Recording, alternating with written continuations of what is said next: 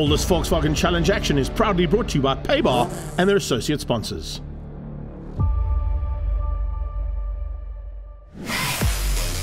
Always good to head down to the south coast of South Africa for race action at the Dezzi's Raceway, and particularly when it's Volkswagen Challenge time. Classes A, B and C are eager to get out on track. It's been a long time since we've been here, but it is fantastic to be back down in Port Shepstone for race action. The series is growing. Classes A, B and C are highly competitive, and to talk us through how it all works, Philip Cruiser, he's going to tell us what goes down in Volkswagen Challenge. Well, VW Challenge was started back in '89. A bunch of enthusiasts, I think they were called the GTI Club back then, and it quickly became into a regional racing series. Now, it's been going 34 years, and probably one of the stronger regional racing series in the country. We often have 50 cars as entries. We have three classes. Class A runs a 2-litre 16-valve motor, the old Polo Cup motor. We're looking at changing that to a 2-litre turbo motor somewhere in the future. Class B runs a Golf GTI 2-litre 8-valve motor, slightly modified, a 288 cam. And at the moment we're testing a Class X car, experimental car, with a 1-litre turbo that ran with the Class Bs. It seems to be a good replacement if we have to go that route with a 1-litre turbo. And then Class C is a current 1600 16-valve motor that's in the Polo Vivo. Car's also a bit lighter than the others. It runs at 1020, Class B runs at 1050, and Class A at 1090 kilograms. This class is there for guys who are beginning racing and helping them to learn how to go around the track. And we have quite a few newbies in that class this year. It's a very technical track, and to talk us through it, let's catch up now with one of the men who has been around here on a few occasions, Keegan Masters. It's very difficult because some corners with braking, there's bumps there. So if you lock up, it's very easy to lock up. So yeah, you need to actually just focus on your exits, brake a little bit earlier, and not be so aggressive on the corners. So you need to find like a happy medium to still get a decent corner in, but a better exits, you know. So yeah, it's a little bit difficult. Long corners, short corners, you know, it's got kind of a mix of them. There's no real super high-speed corners, but yeah, I think it'll make for good racing, and yeah, it'll be quite technical or difficult to pass people, yeah. Always nice to get insert from a guy who's got some international experience, and it's certainly great to have him here. He's not in a car this weekend, but qualifying is vital at this track. There's not a lot of overtaking opportunities, and if you get onto the front row, there's a very good chance you might stay there by the time the checkered flag comes out. Let's find out what happened in classes A and C. It's Rory Atkinson, looks like he was dominating at the front end, and in class C, it was all about Yachty. So championship leaders and championship contenders are certainly the flavour of the month when it comes to the front end of the field. In Class B, Ethan Coetzee will be looking to try and get to the front end as well. Let's see what he can do in that qualifying session. It's a tough one for Pierluigi Mussolini, who's got a broken car right from the word go, and right on his tail looks like there's also problems for Stelio. So there's some issues there for the Nuncios boys. Skippers, though, is doing it all right, as he has done almost all season long, and the doctor is in the house, particularly here at Dezzi. I'm not sure what's happened yet, but I lost all power on the first lap on qualifying. So yeah, it doesn't look like we're going to make money, but yeah, we'll find out.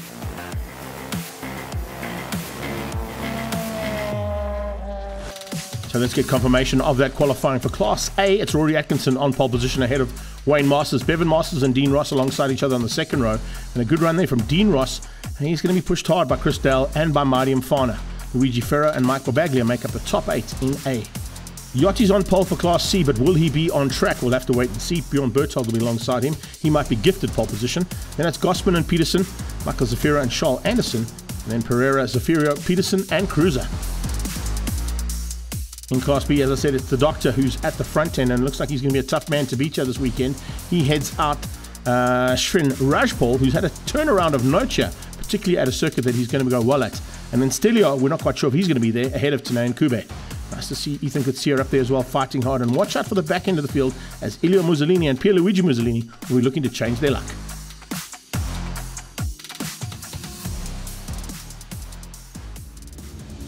Let's catch up now with Class A Championship leader, Bevan Masters. Well, I've got my work cut out for me. Didn't do so well in the quali, but definitely with Wayne there, luckily we can work as a team and try and stay on to Rory with him and hopefully by the end find my way past. But it's not going to be easy. This track is very tight, so I'm just going to have to bide my time and look for the gap. Hopefully make some mistake here or there and I can try and take advantage. But yeah, we've got to take it as it comes and see what we can do. Class C and overall championship leader is Yoti Nusias. I think we've got 3 points difference, so 4 points with Rory, so he's there. I can feel the pressure. So definitely got to finish first, qualify first, get fastest lap, otherwise he's there. I've got trouble. Track itself is unbelievable. I think it's amazing, biggest jaw. C classes are on par. Obviously being at the coast, we've got more power. So everything's A4 way. Hopefully we have a good, clean race. That's exactly what the marshals are hoping for. Not too much work to do for them. Let's get those tyre pressures done on the Dunlop tyres. And everybody now kitting up and making their way onto the circuit for the first heats of the day. Classes A and C will be together. Class B will run separately. Let's see what's going to happen in that mid-pack of Class A and C as we go on board for the start of race number 1. Dean Ross with a great start here from the onboard camera, and he goes alongside Masters as they go towards turn 1. It is going to be the pink car, the BHIT logistics machine of Atkinson, who gets the whole shot. But Dean Ross sneaking through there, forcing Masters wide, and looks like he might have got outgunned there. Yes, Dale's got through as well. So it doesn't look like we went for the performance master side of things. The greatest performance was not what he expected down into turn 1. He got it all wrong. We're on board here with Nathan's Motorsports man and the ATE sponsored car, Philip Cruiser, as we head towards turn 1. He's made up a little bit of ground, sneaking through and up into about 4th or 5th place there. Oh, it looks like a little bit further up, maybe up to 4th place. Good start as they head up towards the top end of the northern loop of the circuit. This is a tough little section to be. You come down through the corkscrew and then try and get everything right to sort yourselves out before you head down the hill and out of the way of the main part of the circuit. It is a fantastic start here from Class C, and it looks like there's big battles expected. Dimitri is in there as well. Zafiro with a much better start than what was expected from him, but he's certainly looking like he's going to be running with those top 5 and trying to hunt down those top 5 if he can. They head down towards it. Dimitri under a bit of attack here. Here comes Philip Cruiser. He gets on the brakes and sneaks by down into the hairpin. It's a big double right-hander at the bottom end of the circuit. There you can see it from our camera point of view. It's a very, very tricky corner to get right because you're coming from a top speed almost of the entire circuit down onto a hard braking corner that turns double right-hander and then flicks it through to the left-hand side.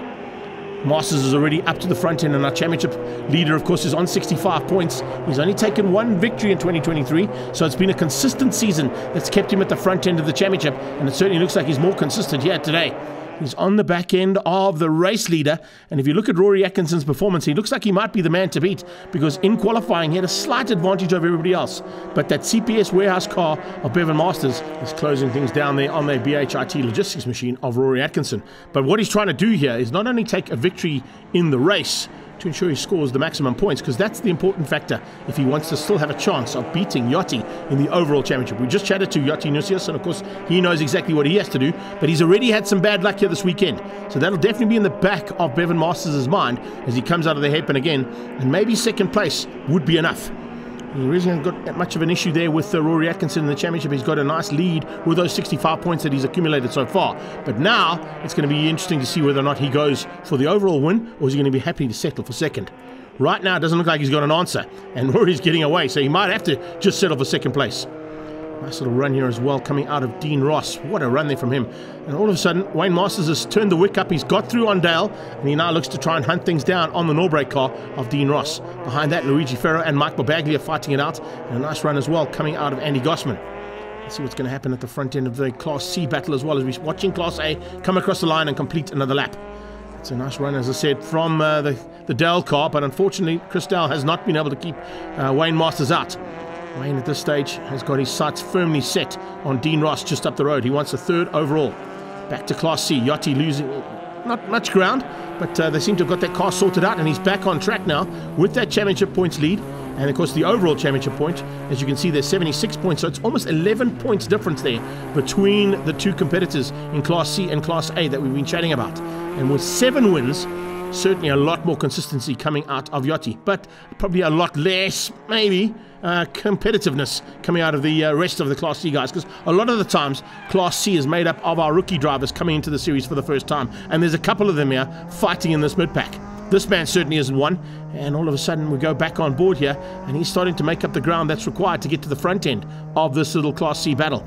He's not quite there with the 3rd, 4th and 5th place cars just yet, but he's not too far away, is Philip Cruiser in that ATE Polo. Oh, off-track excursion.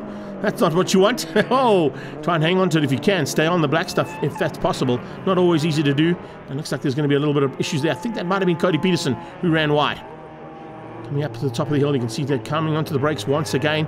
Charles Anderson is out of shape. Oh, and onto the grass. Just that southern loop. The Dunlop southern loop is a tough loop to get right. It's a 4 apex set of corners and very difficult to get it right. If you get it right, of course, it makes your lap so much better. But if you get it wrong, it can be very, very hard on the body and hard on the car as well. Michael Zafirio continuing on his merry way, trying to look at options to close things down. Oh, that is huge. That's a clip on the inside curb. Looks like a little bit of engine smoke coming out of that car in a big way. And Anderson is certainly the wrong way around. In 79, he should be running 69, so we can see it's the same color car. But red flag is out, which means race 1 is going to come to a little bit of a preliminary finish. There you can see exactly what I said. He clipped the inside curb at turn 1, and he rolls it out. Let's go for a restart here. So restart means Class A will go on their merry way on their own, and about 10 to 15 seconds later, Class C will be sent on their merry way. This time, a much better start coming out of Masters, but it's still, yet again, Dean Ross who dives on his inside. Can he keep him out? No. Wayne Masters is going to force his way through there to back to 3rd and use the restart to his advantage. A little bit of shuffling there, a little bit of touching, curb riding as well. Boys, you've just seen the car go onto its roof. You don't want to touch that inside curb at pace. It's going to throw you upside down and big time in these cars. So fortunately they all survived and come through to live to fight another day. Yachty Nusios fighting there with Gossman. Gossman coming through pretty rapidly as well. Nice run there from Andy Gossman. A lot better start there from him and a lot closer to the front end. It looks like there's a bit of rubbing between them as they came out of that first section and down into what is the corkscrew. Gossman and Zafirio fighting hard for 2nd place. Trying to close down on that refix cars of Nusios, but he's got a little bit of advantage. They're probably about 4 or 5 car lengths at this stage as they come out of that hairpin at the bottom end of the circuit. It's a left-hander, a short straight, a flick through an almost S-bend, and then back up the hill towards the southern loop, where we see Class A heading into right now, into the Dunlop southern loop. And yet again, it's equidistant there, but I don't know about equidistant anymore. Wayne Masters seems to come out of the restart a little bit more fired up than what he was in that first start, where he seemed to get settled in and unfortunately couldn't get through a couple of cars that he needed to. He's through on them right from the word go. Dean Ross is one of them, Dale was the other one. And then right on their tail, the Italian Armada are coming through there in a big way. A big fight between Luigi Ferro and Mike Barbaglia. Now, Luigi Ferro, of course, is one of our sponsors with Eco Simply Solar. Let's have a quick chat to him. Well, Eco Simply Solar does domestic products. We take our homes off-grid, partially off-grid, to save you on electricity and for load shedding. So here we go. The fight is on between the Masters boys. Doesn't look like Wayne's going to give Bevan a run for his money here, or is he? Because he's right on the tailpiece of that CPS warehouse car with the Performance Masters Polo.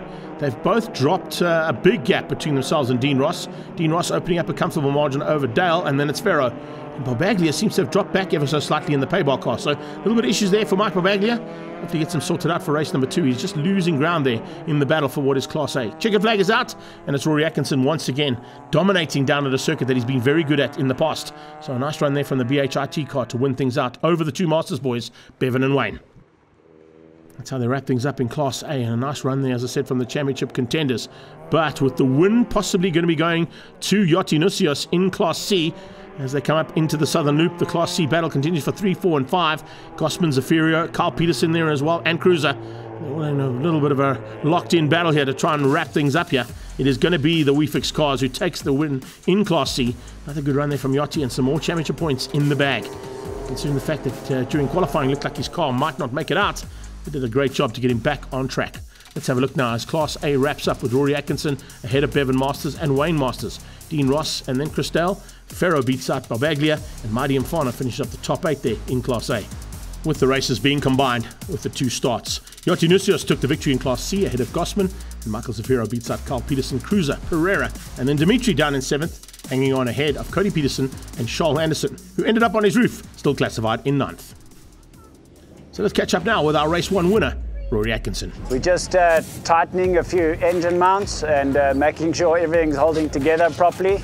It's a wonderful experience, this circuit, but it is quite punishing on the vehicles. So, yeah, making sure it's right and ready for race 2. Unbelievable the battering these cars took. Let's catch up now with Class C's winner, Yachty. Yeah, pretty much. Bjorn wasn't there, unfortunately. He had some technical issues with his cars. I think side shaft went. I think he would have given me a run for my money. It was 0.4 second off pace from me. So I think race 2 will definitely have a good race together if all goes well with his car. Good clean start. Unfortunately, Shoal decided to view things from a different aspect, being his roof. But at least he's all right, and we carry on. Race 2 to come.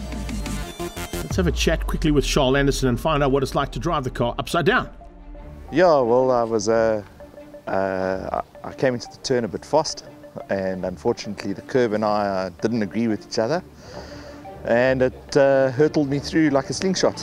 Unfortunately, it wasn't the right way around when I came out, so I went sliding and then toppled onto my roof and went right across, and I believe there was lots of flames and excitement, but the main thing is I'm all right. It's another racing incident, and we look forward to trying to come back and fix the car and get back into the next racing series.